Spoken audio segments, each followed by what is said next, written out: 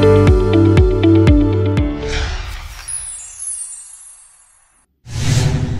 October 2024 रोजी ठाणे येथील मराठी ग्रंथ संग्रहालय येथे मराठी साहित्य मंडळ यांच्याकडून ज्येष्ठ कवयित्री ललिता गवांदे यांच्या वाढदिवसाचं औचित्य साधून राज्यस्तरीय काव्य संमेलन व राज्यस्तरीय पुरस्कार सोहळा पार पडलाय। या कार्यक्रमाला मुख्य अतिथी संजय केळकर, आमदार ठाणे शहर, तसेच प्रसिद्ध अभिनेते व आई कुठं काय करते या लोकप्रिय टीव्ही मालिकेचे अभिनेते मिलिंद गवळी तसेच उद्घाटक ज्येष्ठ पत्रकार मधुकर भावे होते। तर स्वागताध्यक्ष ज्येष्ठ साहित्यिक जयप्रकाश घुमटकर होते।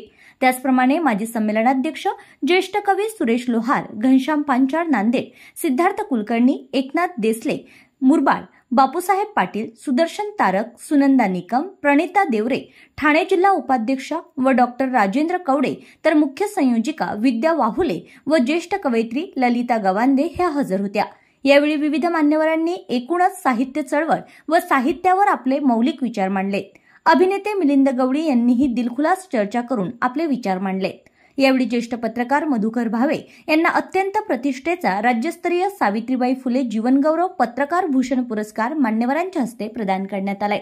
तसेच राज्यभरातून आलेल्या साहित्यकृतींना मान्यवरांच्या हस्ते साहित्य भूषण पुरस्कार, शाल, ट्रॉफी व मानपत्र देऊन सन्मानित करण्यात आलंय।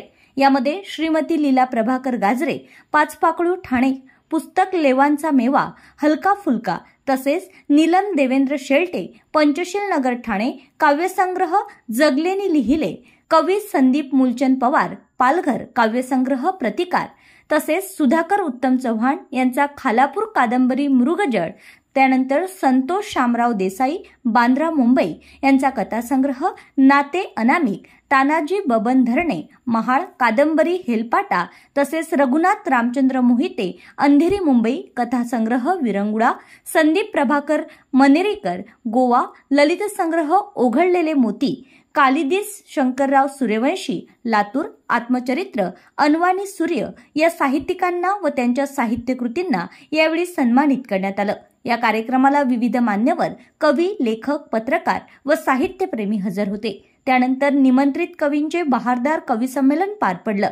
स्वागताध्यक्ष ज्येष्ठ साहित्यिक डॉक्टर जयप्रकाश घुमटकर यांनी पाहुण्यांचं स्वागत केलं, तर आपल्या सुमधुर व श्रवणीय आवाजात सुप्रसिद्ध निवेदिका अनघा जाधव, नेरूळ नवी मुंबई यांनी सूत्रसंचालन केलंय। या प्रसंगी तानाजी धरणे यांनी आपली 16 राज्यस्तरीय पुरस्कार प्राप्त व स्वामी रामानंद तीर्थ मराठवाडा विद्यापीठ नांदेड येथे PhD संशोधन अभ्यासासाठी निवड झालेली हेलपाटा कादंबरी सुप्रसिद्ध अभिनेते मिलिंद गवळी यांना सस्नेह प्रदान केली आहे।